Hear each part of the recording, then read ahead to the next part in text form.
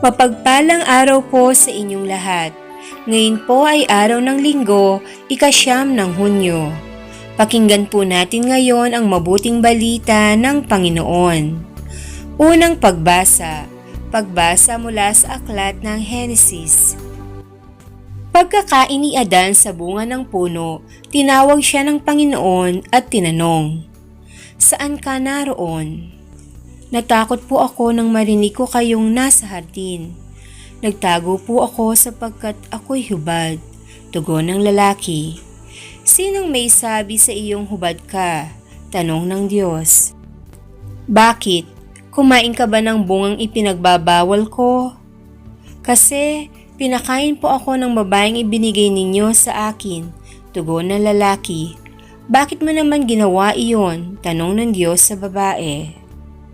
"Mangyari po'y nilinlang ako ng ahas kaya ako natuksong kumain," tugon naman niya.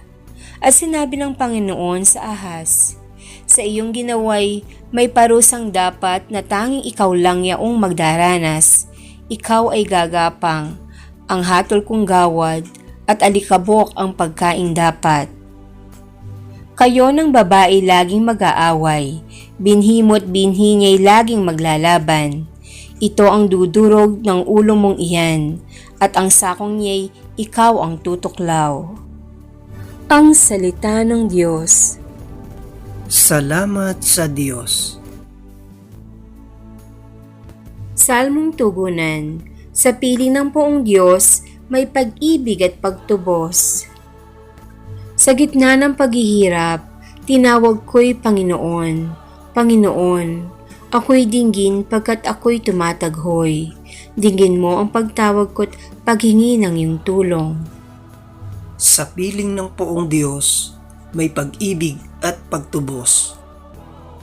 Kung ikaw ay may talaan nitong aming kasalanan, lahat kami ay tatanggap ng hatol mong nakalaan.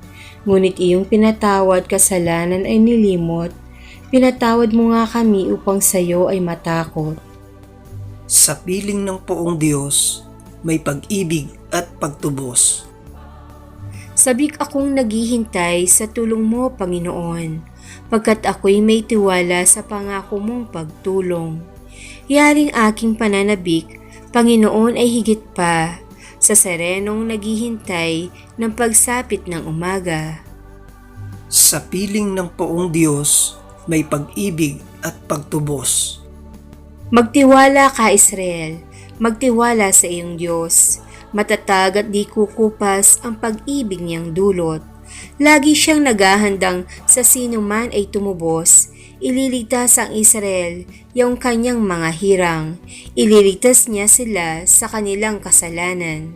Sa piling ng Poong Diyos, may pag-ibig at pagtubos. Ikalawang pagbasa. Pagbasa mula sa ikalawang sulat ni Apostol San Pablo sa mga taga-Korinto. Mga kapatid, sinasabi sa kasulatan, nagsasalita ako sapagkat ako'y sumasampalataya, bunga ng gayong diwa ng pananampalataya. Nagsasalita rin ako sapagkat ako may sumasampalataya, sapagkat nalalaman kong ang Diyos na muling bumuhay sa Panginoong Yesus ang siya ring bubuhay sa akin kasama niya at magdadala sa inyo at sa akin sa kanyang piling. Ang lahat ng pagtitiis ko ay sa kapakanan ninyo upang sa pagdami ng mga nakatanggap ng mga kaloob ng Diyos, lalo namang dumami ang magpapasalamat at magpupuri sa Kanya. Kaya't hindi ako pinaghihinaan ng loob, bagamat humihina ang aking katawang lupa, patuloy namang lumalakas ang aking espiritu. Ang bahagya ay panandaliang kapighatiang dinaranas ko ngayon ay magbubunga ng kaligayahang walang hanggan at walang katulad. Kaya't ang paningin namin ay nakapako sa bagay na di nakikita, sapagkat panandalian lamang ang mga bagay na nakikita, ngunit walang hanggan ang mga bagay na di nakikita. Talos natin na kapag nasira ang toldang tinatahanan natin ngayon, ang ating katawang lupa, tayo may tahanan sa langit, hindi nasisira, isang tahanang ginawa ng Diyos, hindi ng tao. Ang salita ng Diyos. Salamat sa Diyos. Aleluya, aleluya. Si Kristo ay itinampok, sa Kanya tayo dumalog. Kasamaan ay natapos. Aleluya, aleluya. Ang mabuting balita ng Panginoon ayon kay San Marcos. Noong panahong iyon, pag-uwi ni Jesus, muling nagkatipon ang napakaraming tao. Ano pat hindi man lamang makuwang kumain ni Jesus at ng kanyang mga alagad. Nang mabalitaan ito ng kanyang mga kasambahay, sila'y pumaroon upang kunin siya sapagkat ang sabi ng mga tao, nasisiraan siya ng bait. Sinabi naman ng mga eskribang dumating mula sa Jerusalem, inaalihan siya ni Beelzebul, ang prinsipe ng mga demonyo. Ito ang nagbigay sa kanya ng kapangyarihang magpalayas ng mga demonyo. Kaya't pinapalapit ni Jesus ang mga tao at sinabi sa kanila ang ilang talinhaga. Paano mangyayaring palayasin ni Satanas si Satanas? Kapag naglaban-laban ang nasasakupan ng isang kaharian, hindi mananatili ang kahariang iyon. At kapag naglaban-laban ang magkakasambahay, hindi mananatili ang sambahayang iyon.